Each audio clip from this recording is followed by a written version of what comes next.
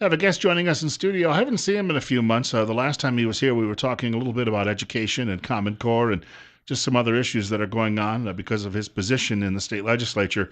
He deals with a lot of those education issues. He's also running for re-election this year. Lance Clow, of course, joining us in studio, and he's a state representative from here in Twin Falls. Bill Colley with you as well on News Radio 1310 KLIX and newsradio1310.com. And 43 at 7 minutes after 9 o'clock. First of all, welcome back. Yeah, good morning, Bill. Thank you. Good to be here. We've had you in studio a couple of times and been out to lunch and had a conversation with you one day over lunch. Got interrupted by every other political person that came by that day. Yeah. You have an event coming up, though, later this week. Oh, yeah.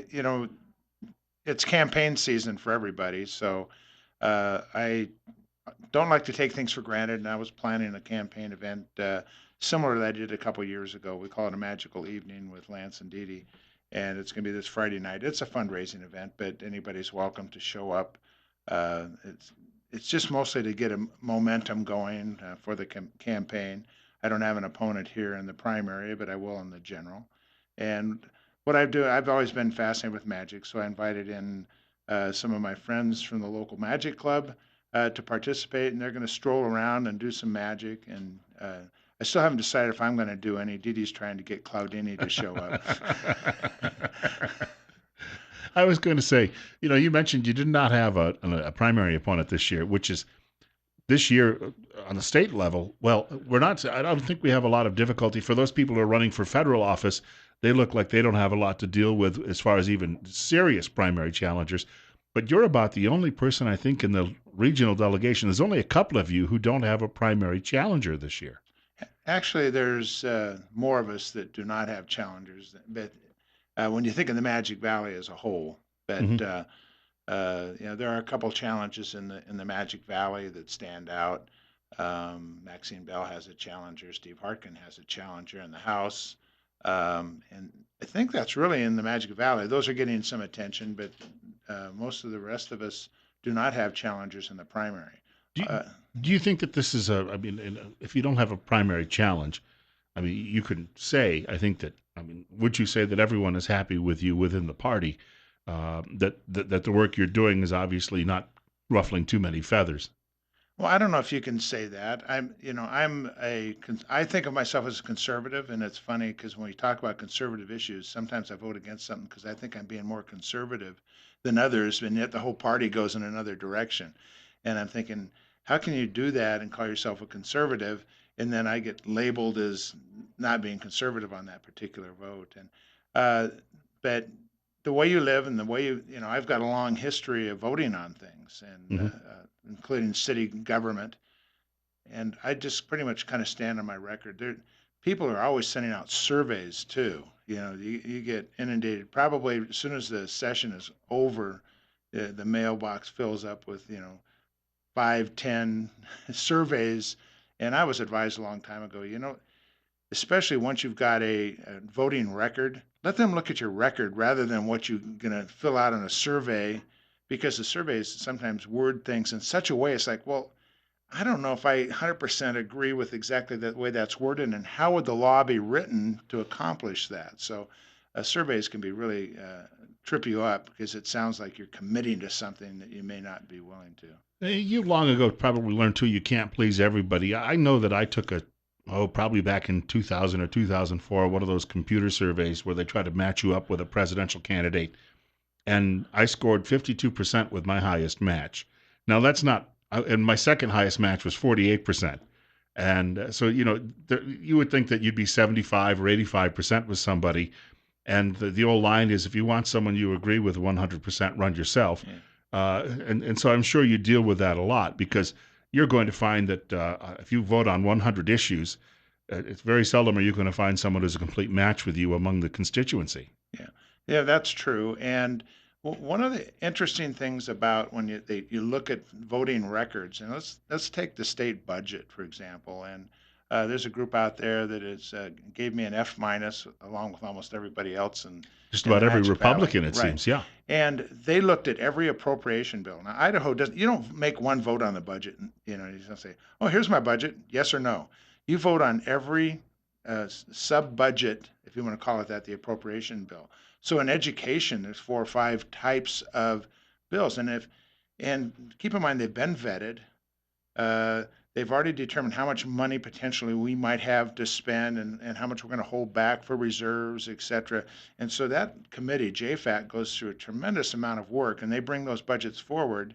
And some people think, well, we're spending too much as a state, so I'm going to vote against every appropriation bill. Well, they get an A plus, and other people think, well, this has been well vetted. Yeah, they look at the budget from one year to the next, and it's a reasonable increase of 3%. And this year we had an unusual thing go on. We had a 27th pay period, which happens about once every 11 years. So that accounted for almost a 3% increase in the budget from one year to the next. And we're talking general funds. This is where the tax monies go. And you look at those things and you say, well, so should I just vote no on all the appropriation bills?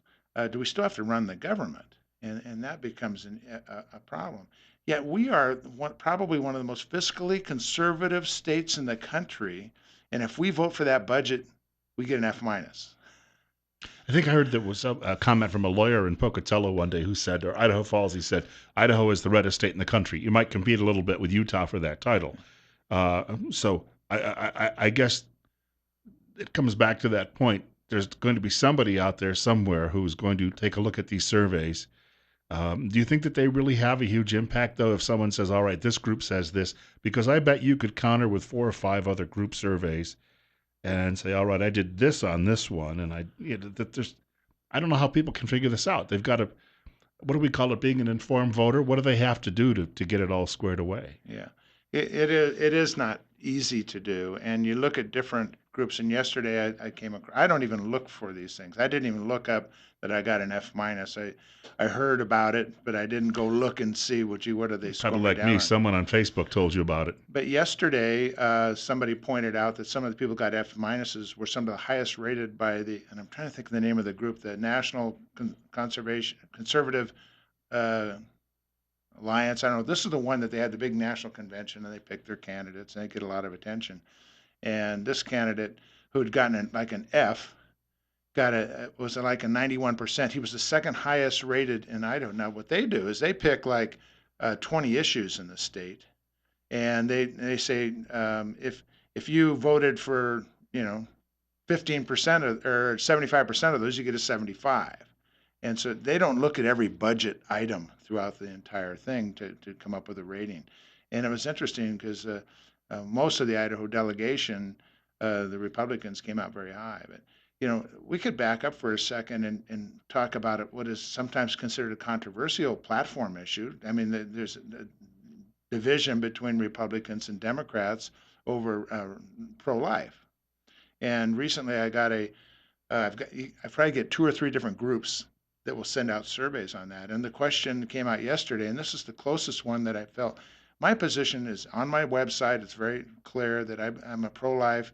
I believe that abortion should be allowed in the case of rape, incest, and the health of a mother. Okay, so I'm not trying to bring that into the discussion today, other than to give an example.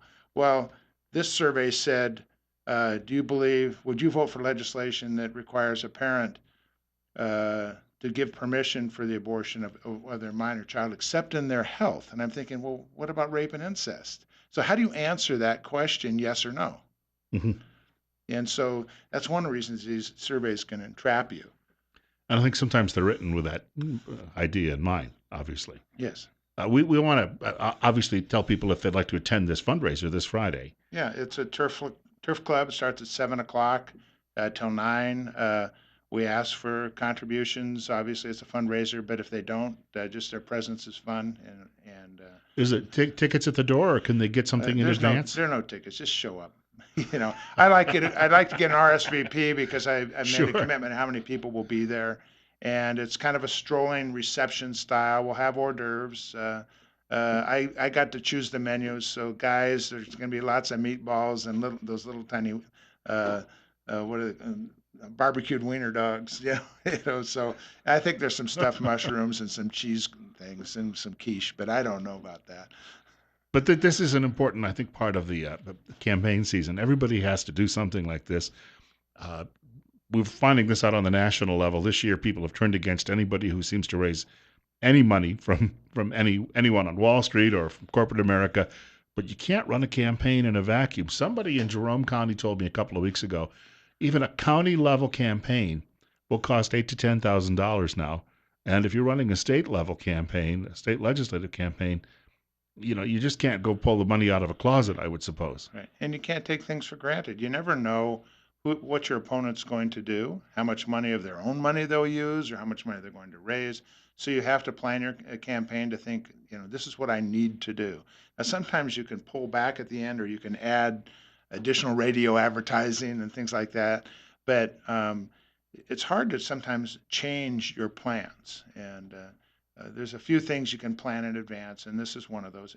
And it's interesting because there are people, listeners out there, they get political requests for donations, and I always thought this is very interesting. Or you get them through the email, and they say, just give us $3, just $3. And I've always wondered why $3, and I think it's barely enough to cover the cost of the mailing to you and to send you back a receipt and a thank you. But they want to get you on their mailing list for one thing, I'm sure. But they want to be able to say, we've got 500,000 donors in our campaign, and they all gave $3. So that's $1.5 million. And so that offsets all the 300, 500, and 10,000 or 20,000. I've never gotten to 10,000. I think the biggest donation I've ever gotten was $1,000 one year, which really shocked me. But there are groups out there will send in some money, 300 and 500, and you really that's the amount of money you need to run an advertising campaign on radio or TV or the newspaper. You just can't do it on $50. Mm-hmm. You need to have $2,000 or $3,000 just to make a presence known. And at least we got about a minute left. At least in this situation, this year, because you don't have the primary, it cuts those costs down by, I imagine, a quarter to a half. But yeah, I haven't had a primary contestant in the last couple of years, but I don't spend much money in the primary season, but you start buying things and you do the events like this. And Mm-hmm. really, Printing costs. this type of an event accomplishes two things for me. One is it gets people out. It gets a lot of small donors, which you want to have, and get some excitement. People that'll help put out yard signs and join your committee, things like that. It isn't for the big money. If I break even on the event, I'm happy. But if sometimes it creates a momentum for the bigger donors to start sending in checks later on. Key there. I mean, you get that wet the whistle, if you will, and get things moving. Want to thank you for coming by today. Thank you, Bill. And we'll be talking a lot more as we head toward probably that period around Labor Day and we get into the general election. And we'll be seeing a lot of people come in and out of the door and various candidates. We want to point out, coming up in just a few minutes, a couple of news notes on the environment and energy on News Radio 1310 KLIX and newsradio1310.com.